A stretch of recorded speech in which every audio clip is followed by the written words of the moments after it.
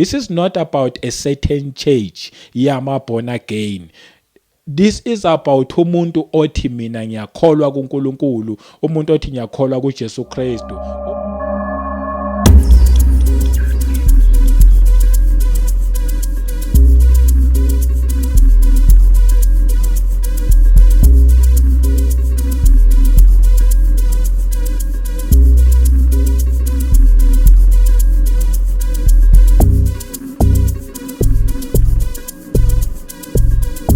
Phinde futhi ngibingelele gama lami kusasewe umduduzwa kaShabango. Siphinde sibonge ukuthi siphinde futhi sihlangane sokhuluma nje indaba ezinhle, indaba ezithinta umuntu kanye noNkulunkulu, akukho okuningi okunye. Kuphela nje indaba ezithinta umuntu noNkulunkulu. Namhlanje ngithaya ngishare la ku John chapter 3. Ngizofunda nje only 3 verses. So bese waqhubeka ngelinye ilanga. But today ake siwafunde John 3. Uthi la kimi ihlosa khona sithi the new birth. Ngiyazi ukuthi le incwadi oyijwayele ukuyizwa, incwadi le osuyizwe kaningi. But ke each and every time uNkulunkulu uhlezi ena something to say. Njalo ungayifunda incwadi eyodwa, uyifunde uyiphindelele, uphinde uyiphindelele. Yabo mawulibele lokhu ubuyela kuyona, you always get something, because uNkulunkulu engizokhuluma ngaye uNkulunkulu ongaphelelwa, uNkulunkulu futhi esingeke size simqede, uNkulunkulu ohlezi ekhipha izinto ezintsha each and every time. uNkulunkulu njalo there's something afuna ukuyikhuluma kuthina. That's why wathi la eswini sethu la kuyogobhoza umfula wamanzi aphilayo, meaning umfula ongapheli lo awushi, and uma ngabe kuumfula ongashikeke there's always something new uNkulunkulu ayobe lokho ekhuluma ngezwi nje, hayi ukuthi yobe sekushintshile okwayizolo, but uNkulunkulu uhleze reveal something. Ithi ku verse ihlosa khona sithi the new birth, shothi ukuzalwa okusha. 3 verse 1. There was a man of the Pharisees named Nicodemus, a ruler of the Jews. Nayi le ndoda lithi iBhayibheli kwakuwo wamaFarisi, gama lakhe uNicodemus. That's why ngithi isitori leso saziyo, umphathi wamaJuda. So this man uphethe, a ruler of the Jews, uphethe, and futhi ngomunye wabaFarisi. AbaFarisi ke bekwa abanye nabo abaphethe ivangeli ngendlela yabo yabaFarisi. But 2 verse 2, this man came to Jesus by night. Uya kuJesu ebusuku akaye emini, because ukhumbule wayephethe amaJuda and ongomunye wabaFarisi. AbaFarisi babephikisana noJesu Kristu. Ukhumbule abanye abantu abambethela, one of those people bekwa abaFarisi. So naye that's why engazange emini, waya ebusuku. Lithi iBhayibheli waya ebusuku by night and said to him, Rabbi, meaning mfundisi, we know that you are a teacher come from God, for no one can do these signs. Uthi Rabbi mfundisi, siyazi ukuthi uthisha. uJesu kwakuwomunye wothisha. Mangabe ngithi wayewomunye wothisha, ngisho ukufundisa ezikolweni, but wayefundisa izwi. Uza nje kuyena ebusuku uthi siyazi ukuthi ngomunye wothisha. It is because wayeseke wamuzwa ukuthi lo muntu lona uyafundisa, ufundisa ngoNkulunkulu, ufundisa ngombuso kaNkulunkulu. Uthi uma ngabe kuchazela lento lena ayichaze so much that uyizwe understand, uyafundisa.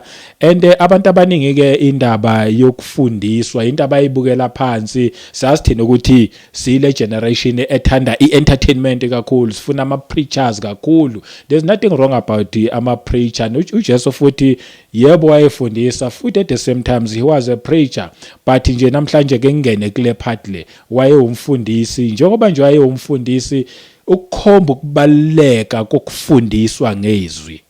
Wayeyenza lento because it's very much important ukuthi abantu ke bafundiswe ngezwi. Siyabadinga othisha bezwi, abantu abazohlalela phansi basifundise, basenze sil understand kangcono. Ama preachers ayenza na umsebenzi omuhle emzimbeni kaNkulunkulu, but umsebenzi owenziwa othisha uyisimangaliso, because basenza sil understand much better iBhayibheli, basenza us understand izinto ebesingeke mhlambe si understand basikhulisa. That's why ezikolweni ngeke uthole kuthiwa kuqashwa people who will preach to children.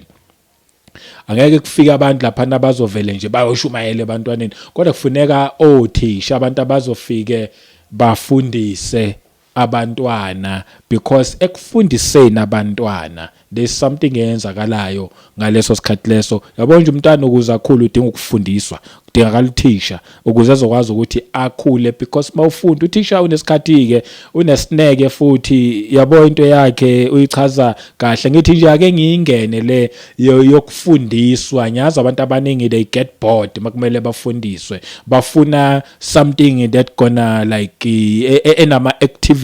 Yabona a preacher, someone that's gonna kind of like ngathi uya actor but ebeshumayela. Asifuni leyo kufundiswa, kanti nayo is very much important. Uthi ke uSimon uNicodemus, uthi Nicodemus la mangabe khuluma uthi sazi uthi uthisha obuya kuNkulunkulu, ngoba akekho umuntu obengenza lama sign lawa owenzayo nalezi imbangaliso zenzayo ukube bengena uNkulunkulu. Meaning wayihlalela phansi wayibuka lento athi yes, I'm one of those nama abaFarisi laba abayiblemayo lento, but hayi man, there's something ngalo muntu. Ngiyathi kuyombuza ngempela wayebusuku, lalela impendulo kaJesu Kristu mangabe emphendula.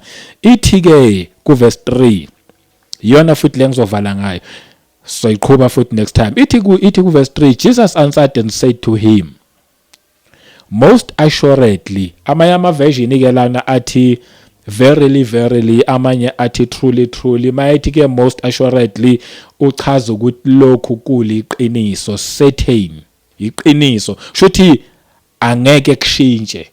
Truly truly iqiniso leli ngiqinisile ngithi, meaning yabona ngiqinisile 1 ngiqinisile 2, meaning uyayi-emphasize lento ukuthi iliqiniso, akekho futhi ongayijika lento.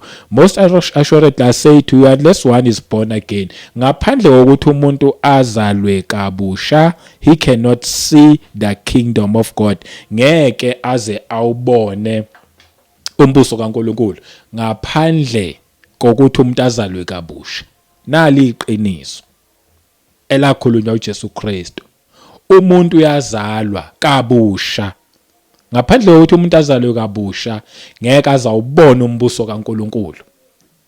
Lalela ke njengoba ngibona nje mina at this age sengimdala, angizukuzalwa futhi.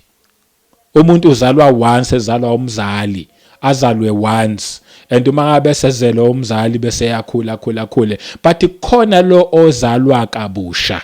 Lo ozalwa kabusha ilo muntu ongaphakathi emntwini. Umuntu uyazalwa njengoba usibona nje siphila, but ngokuthi sizalelwe esonweni, lokhu kokuthi sizalelwe esonweni kwenze ukuthi lo muntu ongaphakathi kulo mzimba, ngoba umzimba lo ubukayo nakuwe noma ungazithinta uthinta umzimba, ngaphakathi emzimbeni kunawe, ngaphakathi emzimbeni kunami. Lo muntu ongaphakathi uma ngabe engakazalwa kabusha ufana nomuntu nje oyifele. That's why uJesu Kristu ethi uye lokufanele azalwe kabusha.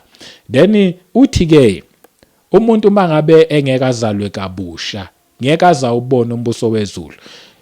Yabona nje obengakazalwa kabusha, shuthi lo muntu ufile. Ungaba sesontweni, uma ngabe isonto olihambayo yisonto elingakutsheli ngokuthi kufanele uzalwe kabusha, cabanga usonto for 30 years, for 40 years, maybe for 50 years ubhadala amathikiti akhona, ubhadala konke okubhadalwayo kwakhona, wenza everything, ufaka ne-uniform, ijoyini, each and everything uyenza kahle, yonke into iphelela, mhlawumbe ungalovi futhi, and futhi uzunana ne-position khona lapha esontweni. Nje mawulovile ulova sometimes, but most of the time ukhona ne-position, uzuyafakaza. Uma ngabe ngeke uzalwe kabusha, lithi izwi likaNkulunkulu ngeke ubone umbuso kaNkulunkulu.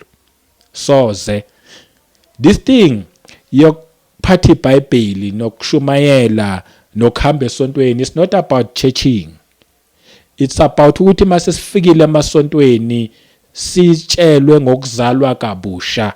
bese sizalwa kabusha. It's not about ukuthi ngikhonza kuliphi ibandla, it's not about ukuthi kufanele ngiye kuleli abandla ngiyokhonza kulona mhlambe lingcono lela kunalela. It's about ukuthi umuntu azalwe kabusha. Uma ngabe uzosonta ungazalwa kabusha, then uzolokhu usontile ekugcineni angeke ubone umbuso wezulu. That's why this thing is not about ukusonta, but it's about ukuzalwa kabusha ukuze uzokwazi ukuthi ubone umbuso kaNkulunkulu. Yayithola indaba, ngiyayizama lento, ngifuna ukuthi uyizwe kahle. Abantu abaningi bagcwele emabandleni okungakukhulunywa ngokuzalwa kabusha. Yabona mangabe sikhuluma about the born again noma ukuzalwa kabusha, abantu abaningi bacabanga ukuthi yilezi inkonzo zesimanje manje, lezi zama keyboard lezi, yabona lezi zalaba abahlala begqoke amasudi no kick and boboza, laba abakhuluma isilungu kakhulu. Kuba sengazathi isonto la manje, lento yobuborn again kuba ngazathi into yamanje, kuba ngazathi into ye-fashion. Kodwa uma ngathi ayibheka nayo iseBhayibhelini, iBhayibheli labhalwa more than 2000 years ago. Leli iBhayibheli likhona lalokhu likhuluma the very same message yokuthi umuntu kumele azalwe kabusha. This is not new, this is not fashion, but iqiniso leli. This is not about a certain church yama born again. This is about umuntu othi mina ngiyakholwa kuNkulunkulu, umuntu othi ngiyakholwa kuJesu Kristu. Uma ngabe uyahamba esontweni noma ngabe yiliphi, kufanele uzalwe kabusha. Uma ngabe ngeke uzalwe kabusha, ngeke uzubone umbuso kaNkulunkulu. Akuyona ifashion le, imessage kaNkulunkulu yasemandulo yakudala. Okwethu ukuthi lokho kubhalwe la sikholwe, ukuthi mhlawumbe abanye bethu abazalwe kabusha bathe babeyiletha le message, bayiletha rough mhlawumbe kuwena, bayiletha kabi kuwena, bayiletha ngepride yokuthi phela thina singcono kunani, mhlawumbe bayilethe ngesilungu sakudina nesilungu. That's why indaba yobuborn again awuyifuni today as if into engekho. Lalela nali iqiniso, whether bayilethe ngayiphi indlela, bakhona futhi abanye abayiletha kahle. Mase kukhona phela abayiletha kahle, musu kulokhu ubambelele kulabo abayilethe kabi. Lalela laba abayilethe kahle ke le ndaba, laba abayiletha kahle le ndaba bazosiza wena. Musu kuba umsonti but zalwa kabusha. Lento akuyona yamasonto athile, kodwa lento yalo wonke umuntu othandaza kuNkulunkulu mele azalwe kabusha. Cabanga usukhonze wamkhonza uNkulunkulu for years, njengoba ngisho nje uzube nene position only to find out ukuthi ekugcineni ngeke ubone umbuso kaNkulunkulu because awuzange ufuna ukuzalwa kabusha, noma awuzange wena utshelwe ngokuzalwa kabusha. Wena nje wawutshelwe nje ukuthi kufanele usonte, ulandele nje isonto, ulandele nje isonto. There's something about ukuzalwa kabusha ke. Ingivumele ngithi kuba a little bit deeper ke this time around. There's something about ukuzalwa kabusha. Once umuntu azalwa kabusha, lithi izwi likaNkulunkulu angeke angithi uma engakazalwa ngeke awubone umbuso kaNkulunkulu. Meaning uma ngabe esezelwe kabusha uzowubona umbuso kaNkulunkulu. There's something about ukuzalwa kabusha. Once wazalwa kabusha uqala ukubona. Ngiyazi abantu abaningi ke mabelifunda leli Bible saye silifundela ifuture ukuthi okay umuntu mangabe engeke azalwe kabusha ngeke awubone umbuso wezulu, silifundela ifuture lokuthi it means up until ingene ethuneni, dadenga ngene ethuneni kula ngeke ngubone khona umbuso kaNkulunkulu, noma up until ingene ethuneni, dadenga ngene ethuneni kula ngiyoqala khona ukubona umbuso kaNkulunkulu. No, into kaNkulunkulu ayisinjalo. Ukuzalwa kabusha uzalwa kabusha manje. Mawuzalwa kabusha manje, lo muntu lo la ngaphakathi emzimbeni uyazalwa, and uma ngabe ezalwa manje kumele abone ulokhu usaphila, hayi ngale kwethuna, manje ulokhu usaphila.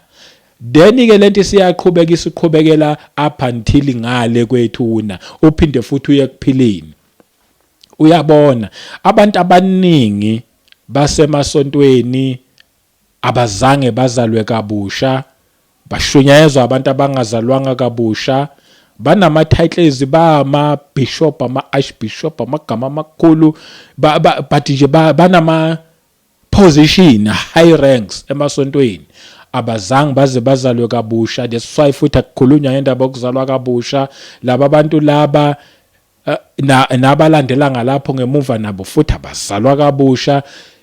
That's why ke ibandle linjalo lithola kuhlangene abantu abangazalwanga kabusha, abantu abangazalwanga kabusha, abantu abafile, bonke bafile, ngoba from kuleader kuyoshona phansi akekho zelwe kabusha, meaning bonke bafile, meaning akekho obonayo kubo bonke, bayifele nje bonke ngoba bazange bazalwe kabusha. Uzothi omunye uyisho kanjani leyo nto ngoba siyabona ukuthi uzibani uthakathwa ubani. Kunabaprofeti kulamabandla bayabona ukuthi uzibani uthakathwa ubani, uzibani azazahlupheke kanjani kanjena nje wenziwa ubani. Baprofeti bayaprofeta mina ubani ongizondayo, ubani ongixoshisa emsebenzini. Lalela indaba ayisingayizo zonke lezo zinto lezo, lapho nje suke si-entertainane emasontweni. Indaba ingokubona umbuso kaNkulunkulu. Laba profeti bayawubona inombuso kaNkulunkulu. Mangabe bakaze bawubona umbuso kaNkulunkulu, then they are wasting your time, bayak-entertaina nje, futhi bakwenza ukuthi uzonde abantu abathile kulokuthiwa bayakuthakatha bakwenza into ezithile. Indaba ingokuthi bazelwe nangabusha. Ongakazalwa kabusha ufile, therefore ufile ubona izinto ezifile, ofile ubona izinto zezwe, ofile ubona nje konke lokhu kwala ezweni because kwayena ufile. Then amasonto anjalo kuthiwa amasonto afile, dead church, until abantu bazalwe kabusha. Once umuntu azalwa kabusha akasaboni ukuthi uthakathwa ngobani, obani abamzondayo, ubona umbuso kaNkulunkulu. Ngizothi mina umbuso kaNkulunkulu uyabonwa. Ngilokhu ngiyifakaza le ndaba yokubona, but sibona makwenze njani mase sizelwe kabusha. Once wazalwa yabo lo muntu obefile, the minute eqale ephila uyabona. Njengoba nje lo mzimba uphila, ngiyakhona ukubona, ngiyabona nali iBhayibheli, ngiyayibona na imic, ngiyabona zonke izinto eziseduzane kwami because lo mzimba uyaphila. Lo ngaphakathi akaboni lutho because uma ngabe ukuthi angazalwa kabusha uzobe file. But the minute ngizalwa kabusha, njengoba sengazalwa kabusha, wavuka naye unamehlo, naye unengqondo, naye uyabona, uyezwa naye. Lo ngaphakathi ke uqala ukubona ezikamoya because kwayena umoya. Ukhumbule noNkulunkulu umoya, then uqala ukuboneka moya, and the minute eseqala ukuboneka moya akabe sabambeka ke lo muntu because usuke sebona imfihlakalo zokuthi by the way ukhona umbuso kaNkulunkulu. Ngizofakaza lokho futhi again, that's why wathi uJesu unless umuntu azalwe kabusha ngeke awubone umbuso wezulu. Ngizothi mina uma usuzelwe kabusha wahlala wafundiswa kahle lelizwi, leswa uJesu uthi uNicodemus uthisha, uthola umuntu ozokufundisa lelizwi, then uzobona, uzozalwa kabusha. Mawusuzelwe kabusha, lo ngaphakathi uzoqala ukubona izinto zakamoya because usezelwe. Akakwazi ukuzalwa kabusha, akakwazi ukuthi aphila still ethesephila phinda beyimpompo uthi angaboni lutho. Uzoqala ukubona, and the minute ubona uzobe usuyafakaza ukuthi ukhona umbuso kaNkulunkulu, ukhona umbuso uyabonwa. That's why uJesu washo wathi until umuntu azalwe kabusha then ngeke azazabone, kodwa mangabe sezelwe kabusha meaning uzobona. So iqhuba next time. Ngivumele nje ngiyenze ibe short today, ingabe mude kakhulu. Igama lami ngumduduzi wakwaShabanga. uNkulunkulu akubusise, akwenze kahle. Please subscribe uma ngabe ungaka subscribe. Please ngiyacela uklik no like button ukwenzela ukuthi this channel yaka YouTube ikwazi ukuthi ispread le message, because the aim akukhona nje ukuthi siya entertainana, the aim akusikhona nje increase mhlambe ama subscribers nama followers and stuff. The aim is to make sure ukuthi this message reach abantu to as far as we can reach them. But we can only do that ngokuthi wena obukele uklik le like button ukwenzela uYouTube uthi mayebheka abone ukuthi okay abantu bayilike this video, then again naye uYouTube ubelokha ispreadele ebantwini. Baningi abantu kumele basizakale, nawe you can participate ekuthenini abantu basizakale. Ngiyazo lezi zinto lezi ezifana nokuthi nje ushayele like button.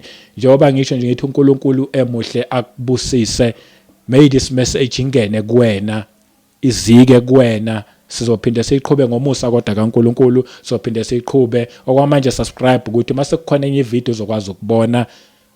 Amen.